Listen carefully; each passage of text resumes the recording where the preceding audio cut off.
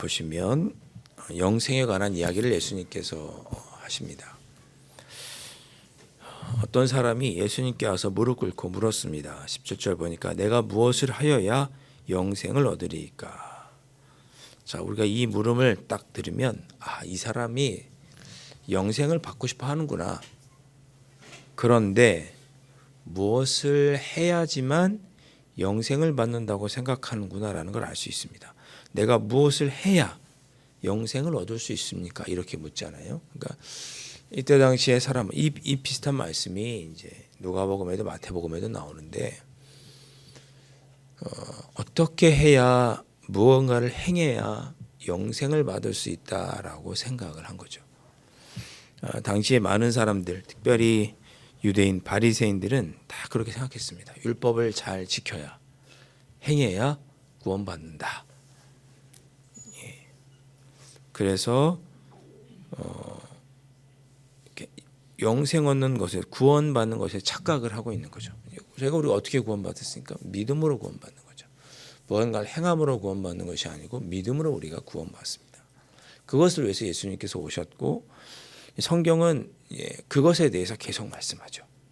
특별히 요한복음을 보면 예수님은 하나님을 알아야 구원받는다 이런 이야기를 하셨어요. 행함으로 구원받는 것이 아니라 믿음으로 하나님을 알 때 우리가 구원받을 수 있는데 무언가를 행해야 구원 얻는다라고 생각을 합니다. 특별히 그 예수님을 가리켜서 17절에 보면 선한 선생님이여 이렇게 불렀습니다. 그러니까 예수님께서 18절에 어찌하여 나를 선하다 하느냐 하나님 한 분에는 선한 이가 없다 그랬습니다. 그러니까 선은 하나님이신 거죠. 하나님의 선의 기준이고 오직 하나님만이 선하세요. 그래서 선은 곧 하나님입니다. 하나님이 선하시고 하나님의 뜻이 선하고 하나님이 선이에요. 그러니까 하나님을 모르면 악한 거죠.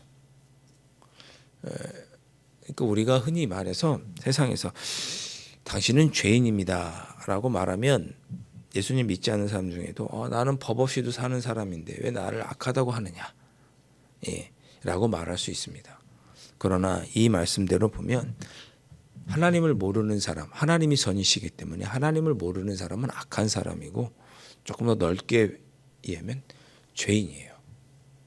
성경에서 말하는 죄인은 두 가지 의미가 있습니다. 첫 번째, 범법행위를 하는 사람. 두 번째, 하나님을 모르는 사람. 세상에 법이 없어 살 것 같은 사람도 범법행위를 하지 않는 사람도 선이신 하나님을 모르면 선한 하나님의 뜻대로 살 수 없고 그래서 악한 사람이고 죄인입니다. 그러니까 우리가 세상에 이런 법의 기준으로 바라보면 법 없이 살 것 같은 사람은 죄인이 아니고 악한 사람이 아니죠. 그러나 하나님을 아느냐 선한 하나님을 아느냐 모르냐의 관점으로 보면 하나님을 모르는 사람은 다 죄인이에요.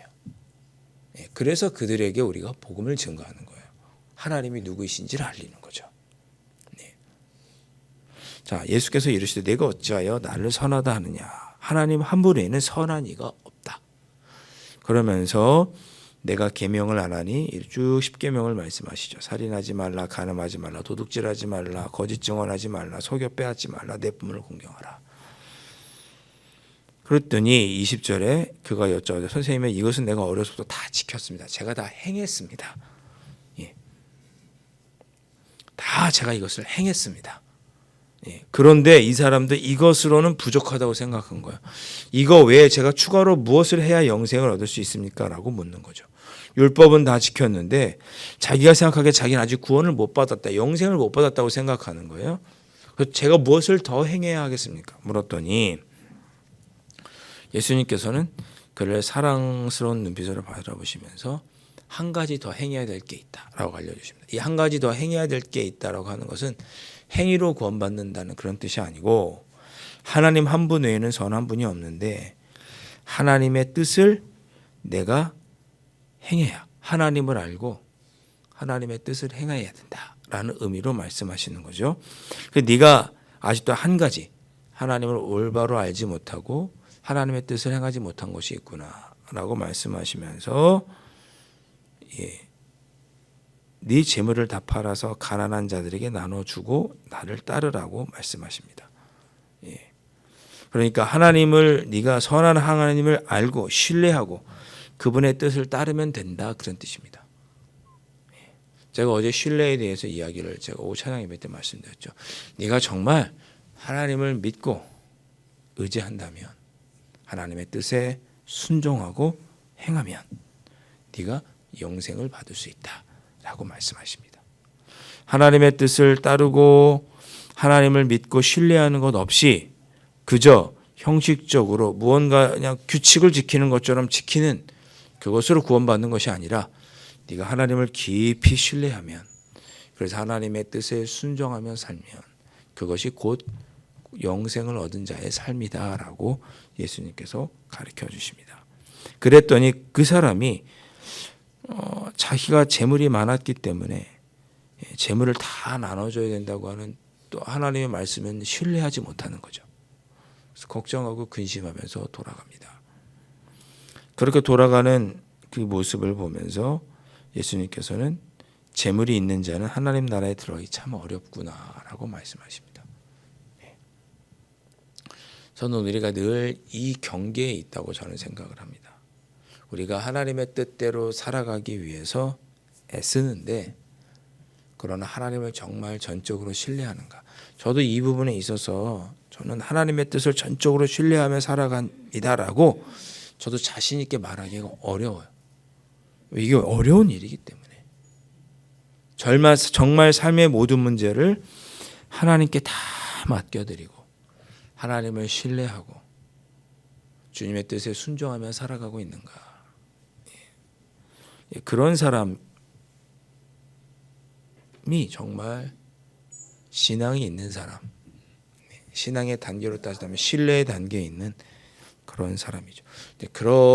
저희가 이제 거기에 갈 때도 있고 못할 때도 있고 늘 언제나 저희가 그 경계에서 왔다 갔다 저희들의 신앙이 저는 그렇다라고 생각을 합니다. 어떨 때는 정말 주님의 뒤를 온전히 신뢰하면서 따르지만 또 육신의 연약함으로 인해서 또 넘어져서 주님을 온전히 믿지 못하고 따르지 못할 때도 있고 그러나 또 주님이 은혜 주시면 또 회개하고 주님을 깊이 신뢰하는 가운데 믿고 순종하고 삶의 모든 것을 주님께 맡겨드리고 거기서부터 걱정, 근심, 염려로부터 자유하지만 또 어떨 때는 또 세상의 문제에 얽매여서 또 걱정하고 근심하고 이 주님을 사랑하고 주님의 뜻대로 다 했음에도 불구하고 마지막으로 예수님께서 네가 한 가지 부족한 것에 대해서 이야기할 때는 또 걱정, 근심에 돌아가는 이 청년처럼 우리도 또 걱정하고 근심하고 넘어질 때가 있는 거죠. 저희는 늘 제가 이런 청년과 같은 모습으로 늘 저희가 있다고 생각을 합니다. 자, 그래서 주님께서 뭐라고 말씀하시냐면 참 부자가 재물이 있는 자가 하나님 나라에 들어가기가 참 어렵구나. 이 얘기는 부자가 천국에 가기 어렵다는 뜻이 아니고 정말 주님을 신뢰하고 하나님을 신뢰하고 주님의 뒤를 따라 모든 것을 순종하며 살기가 참 어렵구나 그런 뜻이에요. 단순히 부자가 천국에 못 들어간 부자의 기준이 뭔가요? 부자의 기준이 재물이 얼마나 있어야 부자고 얼마나 높은 지위에 올라가야 출세한 거고 명예가 있는 건가요? 앞에서 내 재물을 다 가난한 자에게 나눠주라고 했을 때 이 사람이 재물이 많다라고 말하긴 했지만 결과적으로는 우리의 모든 것을 주님께 맡기고 주님을 온전히 신뢰하며 따를 수 있느냐 그걸 예수님께서 이 청년에게 물으신 건데 그렇게 따르기가 참 어렵구나. 저는 이 말씀을 그렇게 이해합니다. 재물이 있는 자는 하나님 나라에 들어가기 참 심히 어렵다. 그러면 녹십자를 만들고 삶의 모든 재물을 부여한 상태에서 다 사회에 헌원하고 하셨던 양일환 박사님 같은 분은 그 지옥 가셨을까요? 아니에요. 우리 중에 재물이 있고 주님이 잘 성의의 삶이 얼마나 많습니까? 단순히 재물의 많고 적음을 뜻하는 것이 아니고 정말 그가 재물에 얽매이지 않고 정말 삶의 모든 것을 주님께 맡기고 신뢰하며 따를 수 있는가? 그 일이 아무래도 재물이 많은 사람은 더 어려운데 어찌됐든 간에 그렇게 하나님을 신뢰하고 따르는 삶을 살아가기가 참 어렵다 그런 뜻입니다. 저는 그렇게 이 말씀을 받고 싶어요. 그랬더니 그 제자들이 말씀하죠. 놀랐어요. 어떻게 그럴 수 있지. 예수님의 이야기를 듣고 예수님 말씀하십니다. 하나님 나라에 들어가기가 얼마나 어려운지 낙타가 바늘귀로 나가는 것이 부자가 하나님 나라에 들어가는 것보다 쉬우니라. 그러니까 이 말씀도 우리가 정말 주님의 뒤를 따라서 살아가는 일이 참 어렵다라고 예수님께서 인정해 주신 말씀이라고 저는 그렇게 받고 싶습니다. 예. 그랬더니 예수님께서 제자들이 어렵다고 하니 26절에 그런 중 누가 구원받을 수 있겠습니까? 제자들이 이야기하자 27절에 말씀하죠. 예, 이 말씀이 여러분들에게 위로가 되고 또 마음에 든든한 힘이 되실 수 있기를 바라는데요. 우리로는 할 수 없으되 우리로는 주님의 뒤를 온전히 따를 수 있도록 우리가 우리 자신을 어떻게 할 수는 없지만 하나님으로는 그렇게 할 수 있다. 예. 하나님으로는 그렇지 않다. 하나님으로는 다 하실 수 있다라고 예수님께서 말씀하십니다. 우리가 하나님을 온전히 따르고 하나님을 온전히 신뢰하면서 순종할 수 있는 그런 삶은 나의 힘으로는 할 수 없고 성령께서 함께 하시고 하나님께서 주장하실 때 우리가 그렇게 살아갈 수 있다라고 오늘 예수님께서 말씀하십니다. 그럼 우리가 어떤 기도를 드려야 되겠습니까? 주님, 제가 주님의 뒤를 온전히 따르겠습니다. 그러나 저는 부족하고 연약하니 친히 하나님께서 저를 주장하여 주셔서 제가 주님의 도우심으로 아버지의 도우심으로 성령의 인도하심으로 제가 하나님을 온전히 신뢰하면서 승리하면서 살아갈 수 있도록 도와주십시오. 하나님의 영광을 가리지 않도록 저를 붙잡아 주십시오라고 우리가 기도해야겠죠. 오늘 이 새벽에 주님, 저는 부족하고 연약하여 넘어지지만 하나님께서 저를 굳세고 강하게 하셔서 제가 하나님을 온전히 신뢰하며 하나님의 뜻대로 살아갈 수 있도록 이끌어 주십시오. 오늘 이 새벽에 우리가 그렇게 기도했으면 좋겠습니다. 그렇게 말씀하신 후 예수님 28절 이하에 이렇게 또 말씀을 하십니다. 베드로가 예수님께 묻습니다. 주님, 우리를 봐주십시오. 우리가 모든 것을 버리고 우리는 주님을 따랐습니다. 예. 그렇게 베드로가 말합니다. 여러분, 제가 마가복음에서는 제자를 좀 부정적으로 표현하고 있다고 얘기했지만 부정적으로 표현했어도 제자는 제자예요. 예. 베드로, 야고보, 요한 다 제자들 다 버리고 따랐어요, 주님을. 예. 마가복음을 봐도 그물을 입다가 부모님도 버리고 따랐고 집에 작별 인사도 하지 않고 주님을 따랐습니다. 다 버리고 생업도 버리고 주님을 따랐습니다. 그러니까 우리도 그렇게 해야 된다 해야지만 100점짜리 제자 이렇게 이해하지 마시고 이 말씀도 그들이 정말 주님을 온전히 신뢰하고 따랐구나 그렇게 이해하시면 돼요. 그들이 예수님을 온전히 신뢰하고 다 내려놓고 따랐습니다. 그러니까 제자들이 부정적인 모습을 보이고 있지만 그렇게 주님을 온전히 신뢰하고 따르는 사람을 가리켜서 우리가 제자라고 말할 수 있는 거예요. 그렇게 제가 주님을 온전히 신뢰하며 따랐습니다라고 베드로가 고백을 하자 예수님께서 축복해 주십니다. 29절에 내가 진실로 너에게 이르노니 나와 복음을 위하여 집이나 형제나 자매나 어머니나 아버지나 자식이나 전토를 땅을 다 버린 자는 30절에 현세 지금도 집과 형제와 자매 어머니와 지식과 전토를 100배나 받을 것이고 또한 박해도 받을 것이다.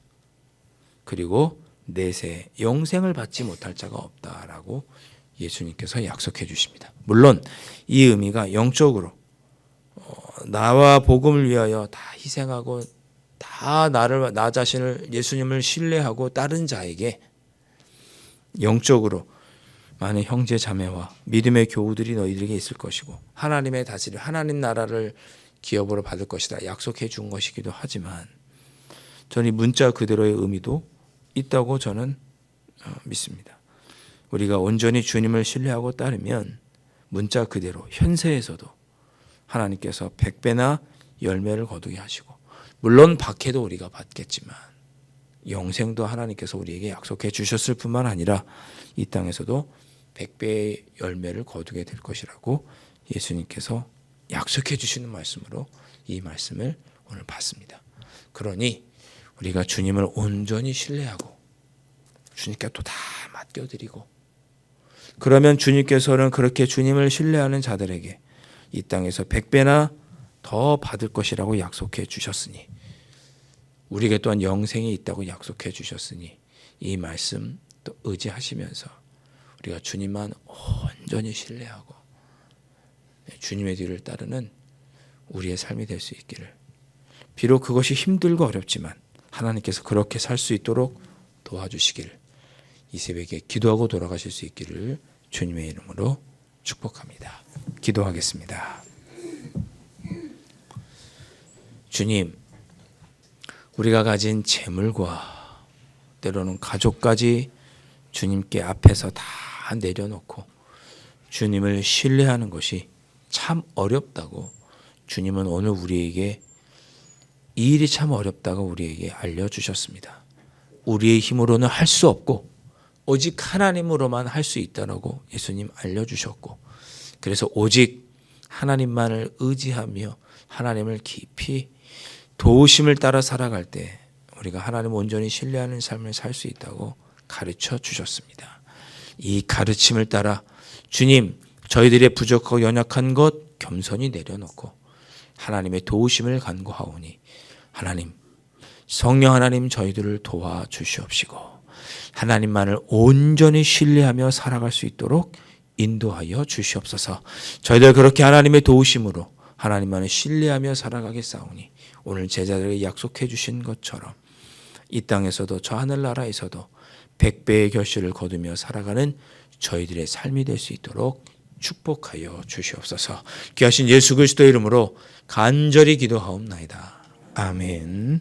하늘에 계신 우리의 아버지, 아버지의 이름을 거룩하게 하시며 아버지의 나라가 오게 하시며 아버지의 뜻이 하늘에서와 같이 땅에서도 이루어지게 하소서. 오늘 우리에게 일용할 양식을 주시고 우리가 우리에게 잘못한 사람을 용서하여 준 것 같이 우리 죄를 용서하여 주시고 우리를 시험에 빠지지 않게 하시고 악에서 구하소서. 나라와 권능과 영광이 영원히 아버지의 것입니다. 아멘. 이 새벽에